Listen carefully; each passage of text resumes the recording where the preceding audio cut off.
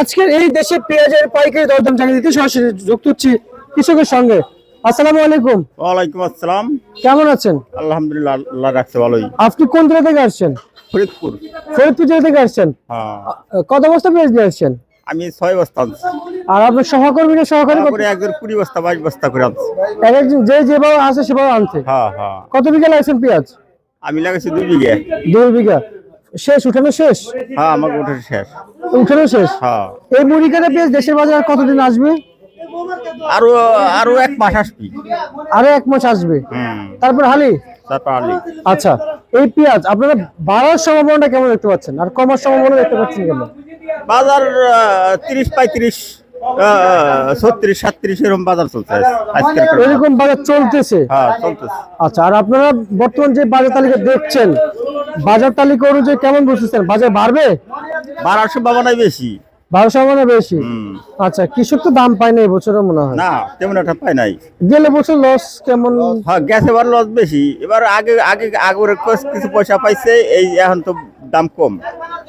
এখন একটু দাম কম না? হ্যাঁ, 35 36 37 এরকম। আজকে উচ্চ বাজার কত পেঁয়াজের? আজকে 38 টাকা আছে উপরে, সবচেয়ে মাথা।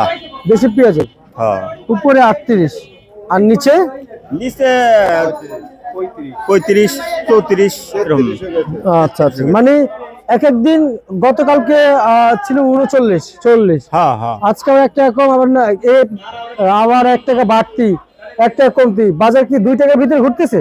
হ্যাঁ, এই দুইটার ভিতরে ঘুরতেছে। মানে এই সপ্তাহে পরে মনে হয় 2 টাকার ভিতরে ঘুরতেছে। হ্যাঁ হ্যাঁ হ্যাঁ, আচ্ছা, এই এই যে এখন যে পেঁয়াজগুলো আসতেছে, এগুলো তো একবার হালি পেঁয়াজের মতো দেখতে, একবার হ্যাঁ, শুকনো হয়ে হ্যাঁ, আসতেছে। হ্যাঁ, শুকনো। এগুলো নাকি শুকনো হয় না, সবাই তো বলতেছে। না, শুকনো হয় তো, শুকনাই পিস তো শুকনাই। পাকলে পারে পিস শুকনাই হয়। এই মুড়ি কাটা পেঁয়াজ রাখা যাবে? মুরগি না, এই পিস থাকবে না, থাকবে খাওয়ার না? জন্য থাকবে না। না, আচ্ছা, মানে রাখলে নষ্ট হয়ে যাবে। হ্যাঁ, আলি পিস। হ্যাঁ, আলি পিস।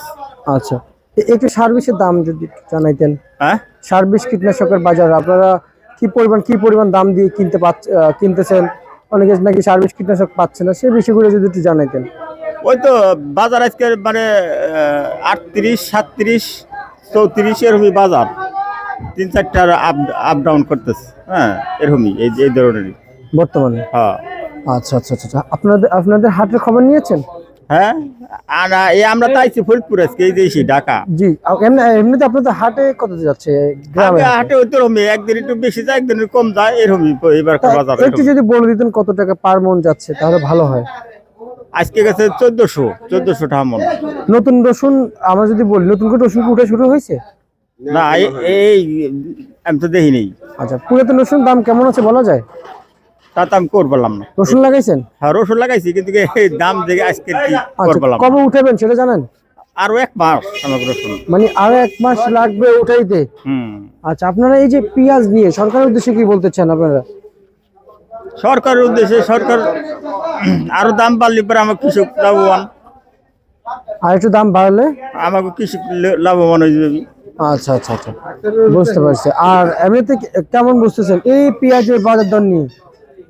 যখন এলসি ছিল না, সকলে তো ভেবেছিল যে এলসি আসবে না, কিন্তু এলসি আসার আগে কেমন ভেবেছিলেন যে কেমন দাম বিক্রি করবেন? আর এলসি আসার পর তো একবার লস হয়ে গেল, সেটা আমরা জানি, কিন্তু এলসি আসার আগে কেমন ভেবে রেখেছেন যে কত টাকায় বিক্রি করবেন? 50-55। এলসি আসার আগে? হুম, আচ্ছা আচ্ছা আচ্ছা, মানে এলসি আসার পরে মোড় ঘুরে গেছে। হ্যাঁ, মন করে গেছে। আচ্ছা আচ্ছা, তখন তো শুনলাম যে আবার 45 টাকা দাবি করেছেন। হ্যাঁ, আচ্ছা, এখন যে লস যাচ্ছে এটা কোনো রিকভারি কেউ করছে? কেউ আপনাদের? লস তো যায়, কৃষকের জন্ম মেরি লসই যায়, কৃষকের তো লসই যায়।